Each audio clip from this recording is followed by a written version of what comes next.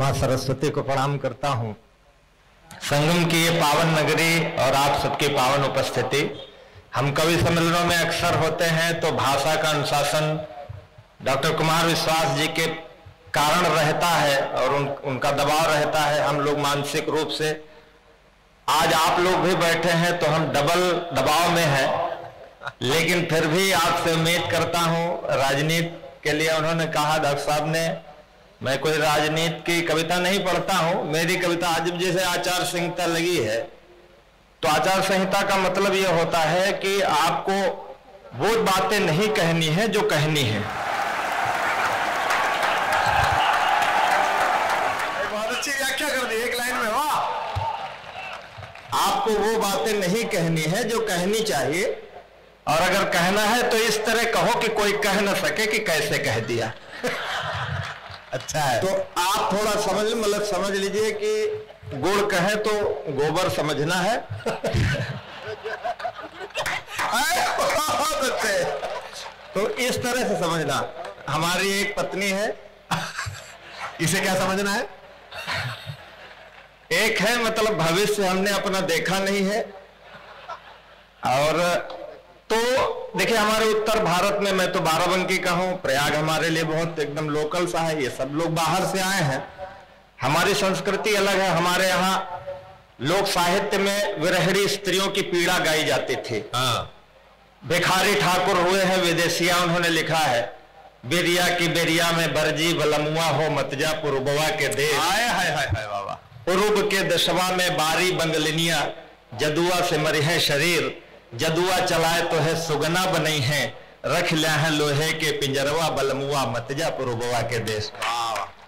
ये हमारे यहाँ था कि कलकत्ता कमाने जो परदेसी जाते थे, वहां की जादूगरनियां उनको तोता बना के पिंजरे में रख लेती थी, और फिर कोई दूसरा परदेसी जाता था तो छुड़ाता था। विदेशिया लोक कथा भिखारी ठाकुर के, आप सबको मालूम है, जायसी जी का काव्य भी है, उसमें भी राजा रत्न सेन जब सिंघल द्वीप जाता है तो रानी नागमती कहती ना कि वो किसी चतुर स्त्री के चक्कर में पड़ गया होगा। नागमती चितौर पथ हेरा, पिए जो गए पुनकीन न फेरा, नागर काह नारी बस परा, सोई मोर पिए मोसहारा। वो कहते हैं अब नए तरीके से इस बात को कहना हो तो ये मेरी 4 पंक्तियां सुनिएगा, मैं प्रणाम निवेदित करता हूं। आप पढ़ो कि इतने निर्मोही कैसे सजन हो गए। देखिए, हमारी कविता में आप तालियां बजा देंगे तो ठीक है, नहीं बजा देंगे तो भी ठीक है, लेकिन अक्सर कवि सम्मेलनों में हमको ताली रुकवानी पड़ती है, क्योंकि ज्यादा बजने लगती है तो भी हमको घबराहट सी होती है। तो आपको अच्छा लगे, डॉक्टर साहब को आप सुनने आए हैं, हम लोग भी सुनना चाहते हैं। 4-5 मिनट में हम बैठ जाएंगे, सुनिएगा। सुलेश भाई सुनना। इतने निर्मोही कैसे सजन हो गए, डर मत बेटा, किसकी बाहों में जाकर मगन हो गए, लौट कर के न फिर आए परदेश से, लौट कर के न फिर आए परदेश से, आदमी ना हुए काला धन हो गए। बहुत अच्छा है। हाँ, गुरु को गोबर समझा गया। पत्नी कहती है कि चले आओ। आप वो ना समझना जो आप समझ रहे हो, हम वो नहीं कह रहे हैं जो आप समझ रहे हो, हालांकि कह वही रहे जो आप समझ रहे हो, लेकिन उस तरह नहीं कह रहे हैं कि आप वैसे समझे।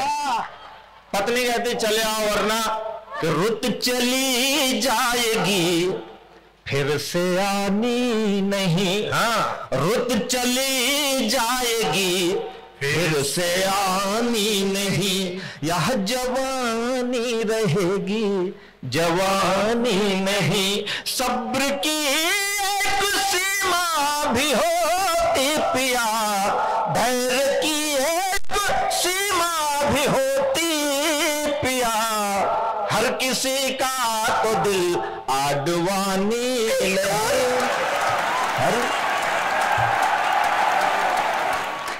एक बार तालियां बजा दिए जोरदार, वाह। वही समझ में तुम समझा रहे हो।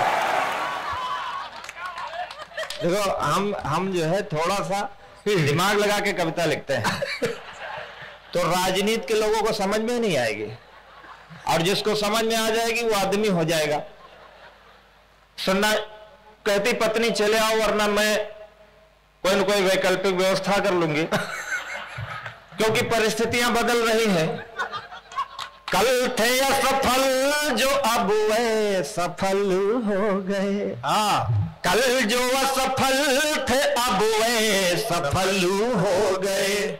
अपना दल दल बदल दल बदल हो गए। इस तरह हो गई उन पे भगवत कृपा। भगवत कृपा, भगवान समझना, भगवत कृपा है। इस तरह हो गई उन पे भगवत कृपा। बेहया फूल भी अब कमल हो। जिंदाबाद। इस बार तो गोबर को गोबर समझा।